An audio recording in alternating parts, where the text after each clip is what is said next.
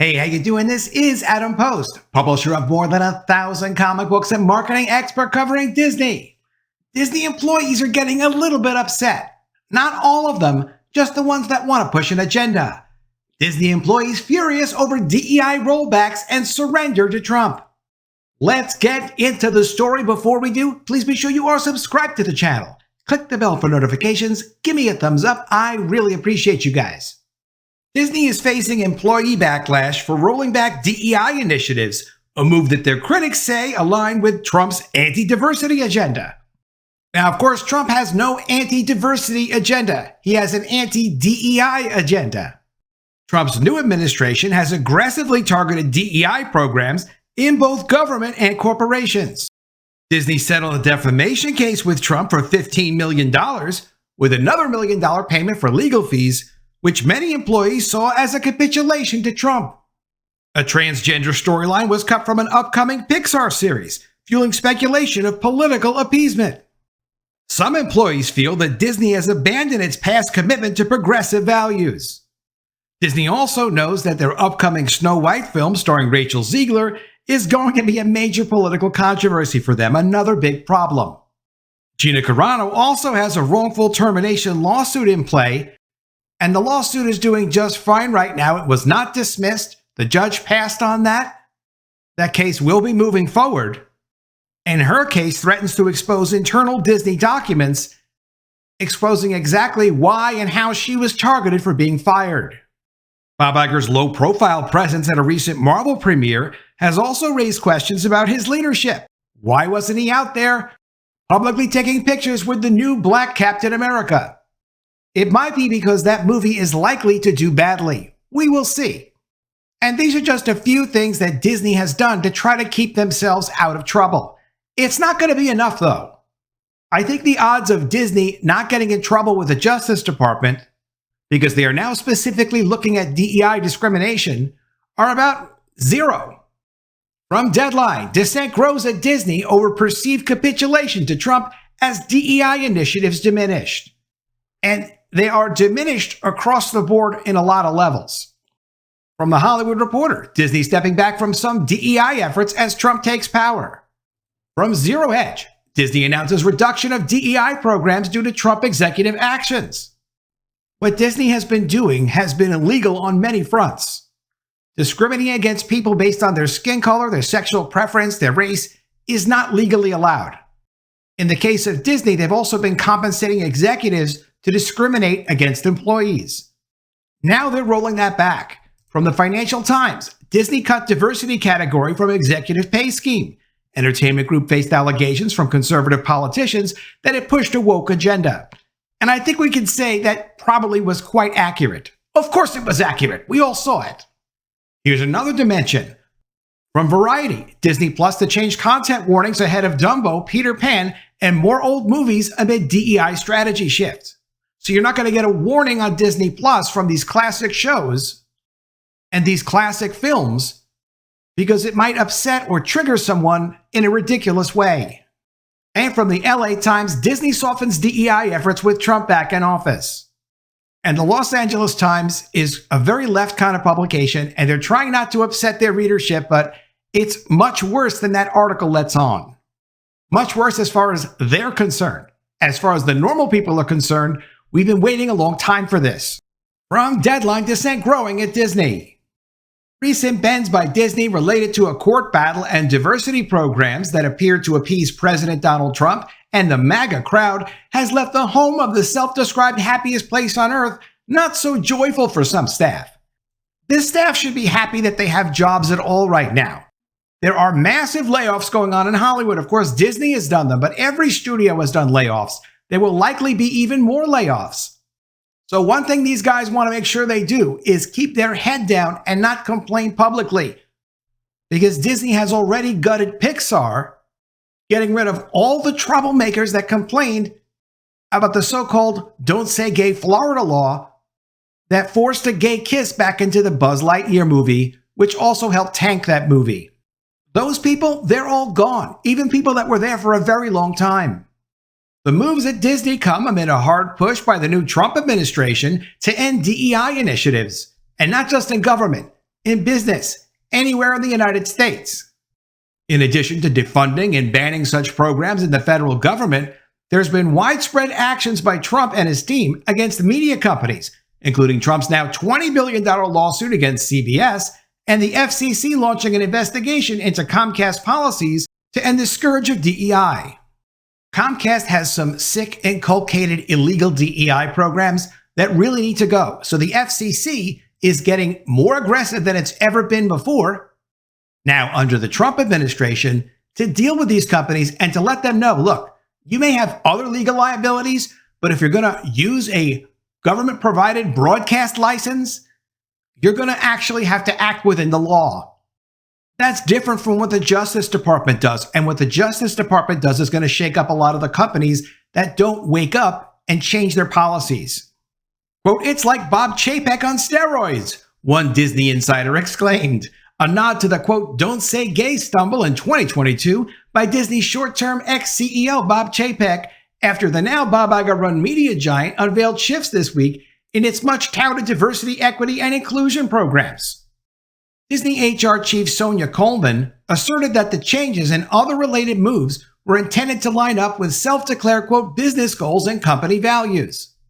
Well, who else is going to declare them except Disney? They're the ones who have to set the business goals and what the company values are. It's not for the employees to decide what the business goals are going to be unless you've delegated that to your employee and say, hey, could you please come up with some business goals? No, it's of course going to come from the top down. Though under discussion for almost a year internally, the latest in a perceived series of walkbacks by Disney under Trump 2.0 was a hard pill to swallow for many staffers across various divisions of the company. Calling the present state of diversity initiatives at Disney uncertain, the insider added, quote, "What's next? Where do we go from here? What do we stand for now? Keeping MAGA happy?" Quote, "This is not what I expected from Bob. I thought he had our back." Disney is a for-profit business offering entertainment experiences to consumers. And they do that in a lot of different ways. What they're not there to do is to produce art that is non-commercial or entertainment experiences that are non-commercial to try to please some wacko employees. That's not their job. And it's fine if the employees have a certain feeling or a certain politics, whatever it is, but it should never interfere with the entertainment product. It never should have. And now it looks like it's not going to, as soon as they can get this all fixed. Another well-positioned individual cited embarrassment over the public apology and $15 million plus Disney paid out last year to Trump's presidential foundation and museum as part of a settlement reached in the then president-elect's defamation case against ABC, owned by Disney, as, quote, "the beginning of the capitulation." Along with the DEI giveaway, new disclaimers regarding what were once termed negative depictions, new compensation metrics, and a rebranding of the Reimagining Tomorrow program, several longtime employees referred to the December removal of a transgender storyline from Disney Plus's upcoming Pixar series Win or Lose as shocking and pandering to MAGA. And this complaint about new compensation metrics is listed here in the Financial Times. These people, these employees, are upset that they're not discriminating against people illegally and then paying people bonuses based on that. I don't know if they've rolled all of this back and they've implemented it throughout the company. It's a lot of companies. It's a very big company, Disney. It does take a little time to do things like that. But to see these people upset that these changes are being made is a very positive change in the right direction. It means they've lost and the normal people have won. There's a strong consensus across a swath of Disney employees that the current Iger era is nothing like the last. When it seemed like the company and its leaders were comfortable taking a stance and sticking to it, contrarians be damned. In 2018, Iger was solidly behind then ABC Entertainment boss Channing Dungey and her team in quickly canceling the highly rated Roseanne revival after a series of racist tweets, allegedly racist tweets, by Roseanne Barr. Iger seemed to shrug off a Twitter attack by Trump days later after the CEO called former Obama aide Valerie Jarrett to apologize for what Barr said about her. Now, many insiders have grown frustrated that Disney continues to try to win over conservatives rather than take a stand on almost anything, a stance not affecting employees, but also talent relationships. They're not trying to win over conservatives, they're just trying to actually have customers. Disney did not respond to requests for comment on the dissent over its recent policy and content shifts. But if you talk with executives at the company, they will insist that whatever moves Disney has made towards Trump and conservative consumers, it is far less than what Amazon and Google have done in recent weeks. Since taking office January 20th, President Trump has signed dozens of executive orders stripping DEI programs, trans rights, and other equality measures, really equity measures, we know it's not equality, from the federal government, its contractors, and federally funded organizations as well. In addition to threatening to cutting funding for the likes of PBS and NPR and shutting down USAID, Trump seized control of the Kentucky Center for the Performing Arts after lamenting drag shows for children were among the offerings in recent years at the prestigious federally funded arts organization, while Democrats appointed to the Board of Trustees were purged, or like Shonda Rhimes, resigned. Add to that the usually front and center Iger's low-key presence Tuesday night at the Hollywood premiere of the somewhat politically charged Captain America Brave New World, further deepened the anxiety some inside Disney have felt since Trump's return to the White House. Unusual for Iger, and unlike his December 20th appearance at a complete unknown premiere at the Dolby Theater, there are no photos of the CEO with Captain America lead Anthony Mackie, the cast, or creatives that night. While Marvel boss Kevin Feige and Disney Entertainment co-chair Alan Bergman were seen making the rounds during Captain America Brave New World's two-theater opening, any mention of the implications of Donald Trump played in the movie by Harrison Ford in Brave New World was kept off the agenda. One attendee told Deadline of the rage-filled creature Ford's President Thaddeus Ross transforms into. Quote, he'd either hate it or tweet about it, or both, the attendee snickered. They're so desperate to try to get digs in on Trump. Could you just make your entertainment already? People are tired of all of this. Mackey's backtracking after saying Captain America representing something larger than his namesake country, which is not what he said. He said Captain America does not represent the term America. That's what he said. And to even refer to America as a term is an insult. And that's why he got backlash for that idiotic statement. You would think at least some people would know well enough when they have a great opportunity to appreciate the opportunity and not attack the country that gave you that opportunity. He doesn't see it that way. He must feel entitled or something.